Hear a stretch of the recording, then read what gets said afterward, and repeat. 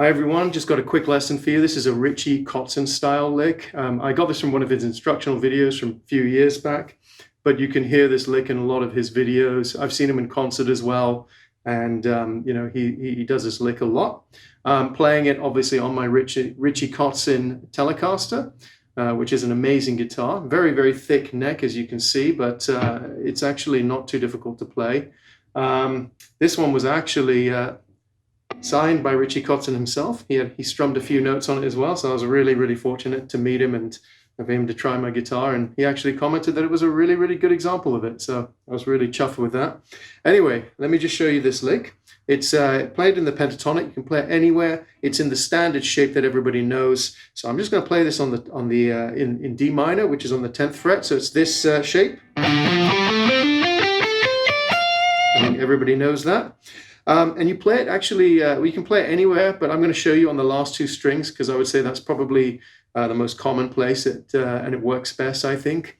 And this incorporates a lot of barring, hammering on, pulling off, sliding. So it's incorporating those techniques, and it's really, really about timing. So really important that you practice it slow first. I'm going to show you how the lick sounds, and then I'll break it down for you. So let me do it now.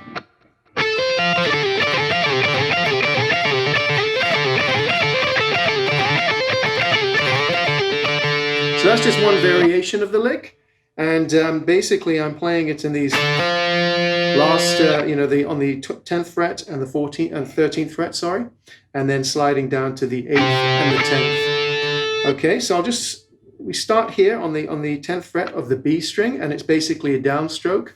I'm just going to move a bit closer so you can see. So it's a downstroke on the B string and a hammer onto the B string, but then you're barring across both strings with your ring finger. Okay, so you hammer on, you bar, because you're going to upstroke on the high E string. And then you're going to immediately pluck like another upstroke on the B string. So it's a hammer on, right? And then back to the 10th fret on the B string.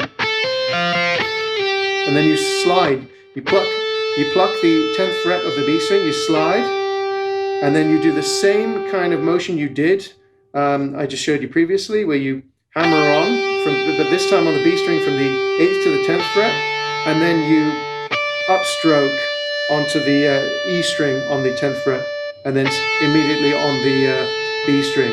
So I'll show you the whole sequence, and I'll do it really, really slowly.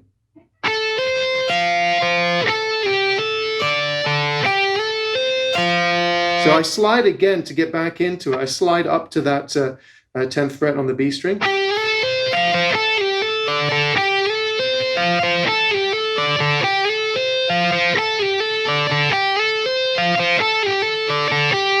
So that's kind of the rhythm. So just practice it, try and play it at that speed, and then gradually speed it up.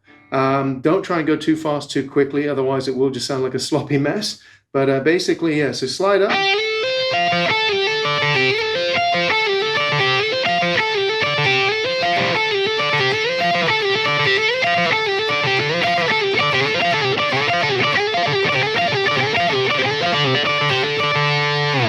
Okay, I'll just show you some variations as well, so you can do the same thing. It's that same kind of motion, so once you get used to it, you'll have that muscle memory, and you can basically slide to different notes in the scale. So another variation I do is basically up to the, so I would slide up to the 13th to the 15th. So you can start it here, 13th to 15th.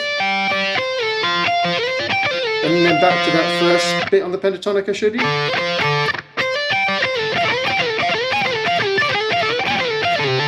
So you can actually incorporate all three. You can do the 13th to the 15th.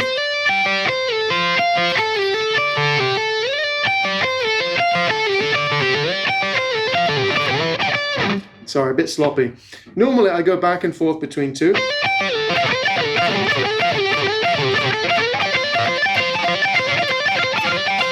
Now that's another variation I'll show you. It's basically, instead of just doing the barring on the on the ring finger, you do that first time. The second time, you just bar your index finger, and you leave the. So you just basically so I'm barring across the 15th fret there, and then the second time, I'm leaving the bar on the index finger so that I'm playing the 13th fret. So it's just a variation. And you're just pivoting your finger leather. You can do it here as well.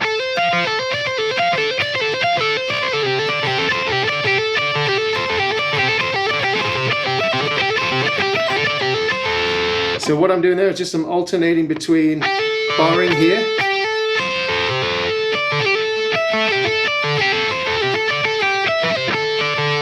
so I'm adding my pinky as well, a little bit of a stretch, but it does add a nice element.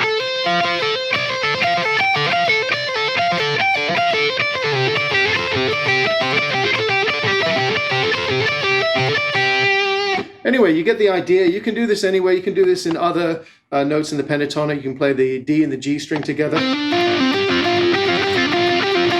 You can reverse the sequence. You don't have to hammer on. You can hammer on this bit first.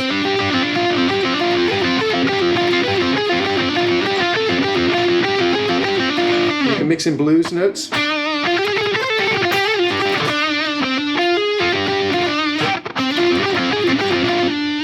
And the trick is to really just incorporate this into your lead playing. Obviously, you don't want to play a whole solo doing that lick, but it's kind of a nice place to get to. I mean, you might be sort of...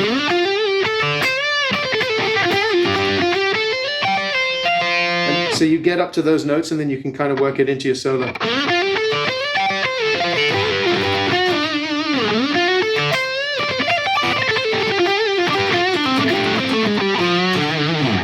Anyway, that's it. Hope you like it.